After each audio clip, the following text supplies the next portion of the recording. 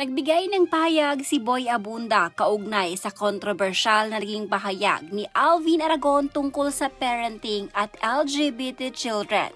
Sa kanyang statement, sinabi ni Boy Abunda na nais niya maging gracious o magalang kay Alvin dahil nauunawaan niyang ito ay nagsasalita mula sa kanyang pananampalataya.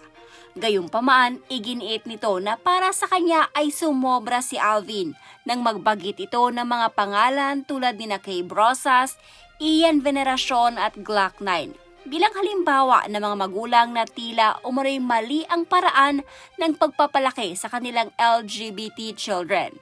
Ayon kay Boy, ang ipinapahiwatig umano ni Alvin ay hindi tama ang pagyakap at pagtanggap ng mga magulang sa kanilang anak na kabilang sa LGBT community dahil hindi ito nakasaad sa kautusan ng Diyos. Para kay Boy Abunda, ito ay isang overstretch at isang maling paghusga. Binigyang diin niya na walang sino man ang may karapatang magdikta kung paano magmahal at umunawa ang isang magulang sa kanyang anak. Anya, ang pagyakap sa mga anak na may dignidad, kabaitan at malasakit ay hindi dapat husgahan bilang mali. Dagdag pa niya, naniniwala siya sa isang Diyos na mabait, maunawain at nakikita ang laman ng puso ng tao. Bilang pagkatapos, binanggit ni Boy ang sinabi ni Saint John of the Cross. I'd like to be gracious to Alvin. He's coming from a point of faith.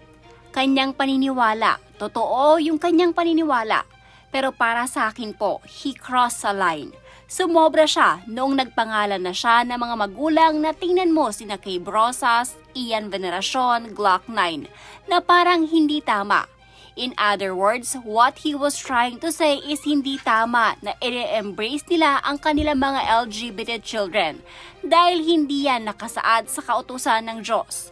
To me, that was an overstretch. To me, that was wrong. To me, doon sobra si Alvin. I'd like to call him out dahil ang masakit na para bagang sinasabi ni Alvin na ito ang tamang parenting style.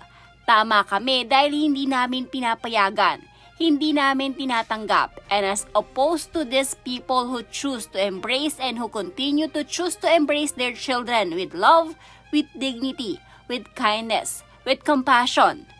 Alvin, you cannot impose your faith. You cannot impose your parenting style. You cannot impose yourself on us. Walang pwedeng magsabi sa amin, not you, not anyone. Kung iba ang iyong paniniwala, iba ang iyong faith, sobra ang paggalang ko sa'yo. As a matter of fact, pagdating nila dito, I found Izzy really beautiful inside and out. Alvin was so funny. We had a wonderful experience with them. Pupunta ba ako sa impyerno because I'm a gay? At pupunta ba ang mga magulang na yumayakap sa kanilang mga anak with love and dignity? Hindi kami pupunta ng impyerno because ako, I believe in God who's kind. I believe in God who's compassionate. I believe in God who is all understanding. I believe in a God na makikita ang aking kalooban, sinabi ni Saint John of the Cross. And listen, ako gusto ko itong pakinggan ni Alvin. In the evening of life, we will all be judged on love and love alone.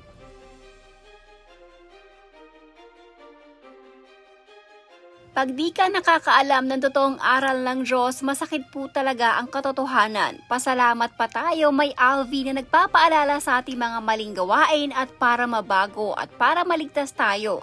Sa totoo lang, wala namang kitain o magkapera si Alvin, yayaman sa pagsabi niya ng salita ng Diyos.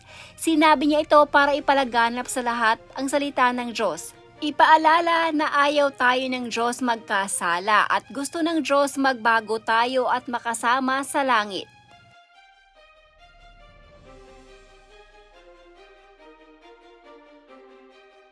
Lahat pwedeng gawin at sabihin para i-justify ang mga bagay na magbibigay sa atin ng comfort, pero hindi lahat tama.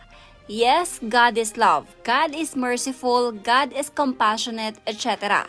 But never forget, God is also just. God offers forgiveness and save us for being a sinner. But He called us to repent. Hindi nangangahulugan na pag pinatawad ka ay okay na kahit pamuhay ka sa kasalanan. Pag pinatawad ka ba ng asawa mo for cheating, okay lang na mag-cheat ka pa ulit? Jesus said, Go and sin no more.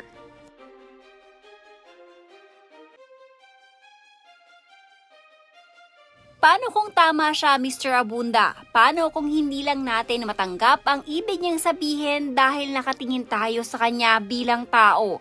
Paano kung ang pagtanggap natin ay mali kahit tama ang mensahe? Alalahanin hanggang ngayon sa panahon natin nagpapasensya ang Diyos. Nawa dahil sa mga issues na to pare-pareho natin hanapin ang katotohanan.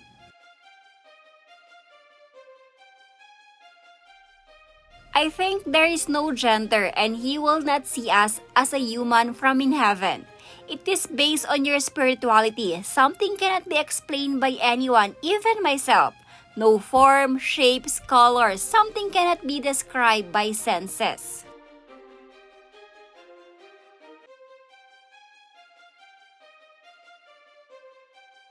I remember Tito Boy regretting the fact that he never talked to his mother about him being gay.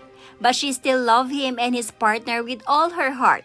His mother has always been his inspiration and the reason why he believes in unconditional love.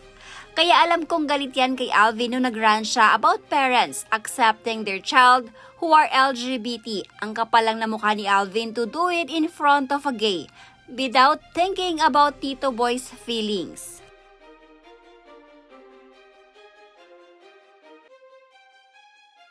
He definitely should consider therapy. This is not the right avenue for him to heal his wounds.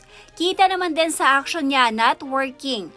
Puno ng hate ang mga salita niya, di man niya alam, kita ng mga nakakanood sa kanya.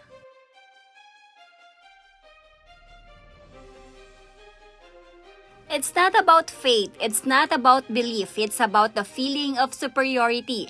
Walang may pagmalalaki si Alvin, so bakit niya bibitawan yung tanging nagbo-boost ng ego niya?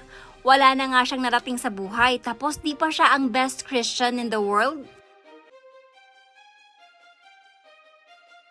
Hindi talaga siya magsasorry no? At ang masakit pa kay Tito Boy kasi siya yung nag-interview tapos hindi niya alam ganun pala yung mga ginagawa niya sa LGBTQIA+ members. Feeling kasi ng Alvin na yan, ika-13 na apostol siya ni Jesus. Siguro sa isip niya ngayon, di bale ng mabash, ganun talaga pag naglilingkod sa Diyos. Ewan kung naglilingkod ba talaga, puro panghuhusga sa kapwa Kada bigas niya ng salita, makikita mo puno ng bitterness ang puso. Insecure siya sa totoo lang.